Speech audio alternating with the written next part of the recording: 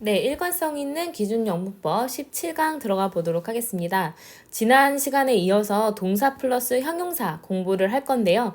동사 플러스 분사라고 적혀 있죠. 두 번째 의미 덩어리는 동사 플러스 분사가 하나의 의미 덩어리가 되는 거를 이제 설명을 해볼 거예요.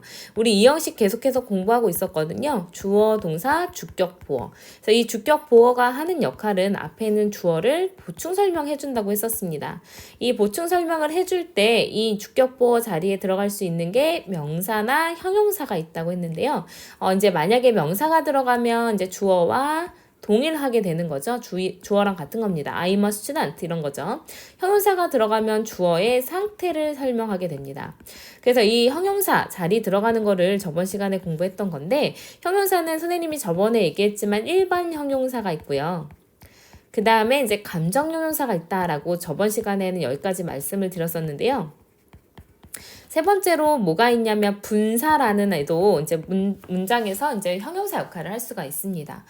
감정 형용사도 사실은 일종의 분사예요. 근데 이제 분사가 뭔지 다시 한번 설명을 해드리면 우리 준동사의 일종이거든요. 그래서 준동사란 동사에서 태어났지만 동사에다 뭔가를 붙여요. 이제 to를 붙이거나 ing를 붙이거나 해서 동사에서 태어났지만 품사는 동사가 아닌 걸 얘기했었어요. 기억나실까요? 품사는 동사가 아닌 것. 그래서 뭐뭐 있었냐면 투부정사, 그 다음에 동명사, 그 다음에 분사 이렇게 있는 겁니다. 자, 그랬을 때 이 투부정사는 가질 수 있는 품사가 명사, 형용사, 부사가 있고요. 동명사는 딱 이름에서 보이듯이 동사에서 나온 명사 역할을 하게 되고요. 분사가 바로 형용사 역할을 할 수 있습니다. 나중에 분사 구문은 부사 역할을 하겠지만 단독 분사는 형용사 역할을 해요. 그러니까 우리가 주격 보어 자리에 아까 얘기했듯이 형용사가 들어갈 수 있기 때문에 분사도 이제 주격 보어 자리에 들어갈 자격이 되는 겁니다. 그래서 이제 분사를 보면 분사의 종류는요, 두 가지가 있어요. 현재 분사가 있고요. 과거 분사가 있습니다. 이 분사도 준동사이기 때문에 동사에다 뭔가를 붙이겠죠. 그래서 현재 분사는 동사에다가 ing를 붙이게 되고요. 과거 분사는 동사에다 ed를 붙이게 되는데 우리가 3단 변화에서 pp라고 따로 공부한 것도 있었습니다. 3단 변화의 마지막 과거 분사 들어가는 것도 있었어요. 그래서 예를 들어서 이제 어떤 게 있을까요? watch, 보다 이렇게 있으면요.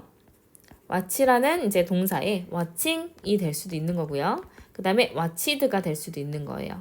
그래서 이 현재 분사, 과거 분사 이렇게 있으면 이 두 개의 가장 큰 차이는요. 현재 분사는 능동의 의미를 갖고 과거 분사는 수동의 의미를 갖는다라고 보시면 돼요.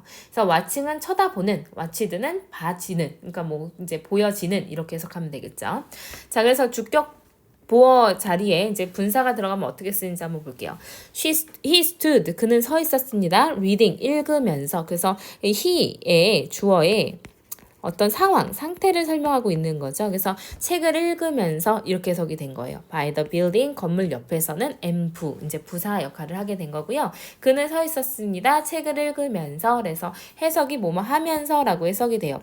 이제 현재 분사로 사용되면 보통은 뭐뭐 하면서 서 있다, 뭐 기다리다 해가지고 2형식 상태 유지 동사가 들어가게 됩니다. 자, 2번. She lay. lie도 이 형식 상태의 유지동사였죠. 그녀는 누워 있었습니다. 근데 watching stars 했으니까 별들을 바라보면서. 그래서 she의 능동적인 어떤 동작을 설명해주고 있죠. 그래서 이제 그 별을 바라보면서 누워 있었습니다. 어디에서요? rooftop 했으니까 옥상에서요. The singer, 그 가수는요, walked, 걸어갔습니다. 뭐 하면서요? singing, 노래 부르면서요. 그녀의 노래를 부르면서 걸어갔습니다. 마찬가지 능동의 동작을 설명하고 있어요. She sat, 그녀는 앉아 있었습니다. excited, 얘는 과거분사 쓰였네요. 근데 excite가 원래 무슨 뜻이냐면 동사로 신나게 하다 이런 뜻이죠. 신나게 하다, 흥분시키다 이런 뜻인데 여기서 exciting이 될 수도 있고요. 그 다음에 excited가 될 수도 있어요. excited. 자, 그러면 exciting이 되면 감정의 원인이라고 했으니까 신난이 되겠죠. 신나는. 그 다음에 excited 하면은 이제 감정을 느낌이 되니까 신난 이렇게 될 거예요. 신난. 이제 감정을 자기가 느낀 겁니다. 자, 그래서 excited 얘는 지금 그녀가 감정을 느낀 거죠. 그래서 신난 채로, 뭐 흥분된 채로 이렇게 해석을 하면 돼요. 그래서 excited by 무엇에 의해서 신이 났냐면 the magician's performances, 그러니까 그 마법사의 마술사의 연기에 흥분되어서 앉아 있었습니다. 이렇게 해석이 되면 되겠죠. 자, he stood 그는 서 있었습니다. 감정을 느끼면서요. 이번에도 마찬가지 과거분사 사용해서 감정을 느낌이 나왔어요. 그래서 놀라서 서 있었습니다. 근데 by the sudden applause 했으니까 갑작스러운 박수 갈채에 놀란 채로 서 있었습니다. 이렇게 해석이 되면 되겠죠. 자, the artist 했으니까 그 작가는요, painted 그림을 그렸습니다. inspire도 마찬가지 무슨 뜻이죠? inspire도 이제 원래는 동사예요. 그래서 inspire이 이제 감명시키다라는 뜻입니다. 감명시키다. 그래서 시키다라는 동사에 현재 분사를 쓰여서 inspiring, 과거 분사를 써서 inspired 이렇게 바꿀 수가 있는데요. inspiring 하면 이제 현재 분사로 감정의 원인이니까 감명시키는 이란 뜻이에요. 감명시키는이 되고요. 자, 그 다음에 감명시키는. 그 다음에 inspired는 과거 분사가 되기 때문에 감명받은, 영감을 받은 이렇게 해석이 될 거예요. 그래서 이제 그 by the sunset 했으니까 일몰에 감명을 받은 채로 그림을 그렸습니다. 이렇게 해석을 하면 되겠죠. 그래서 마찬가지 그 작가 주어의 상태를 설명하는 과거 분사였어요.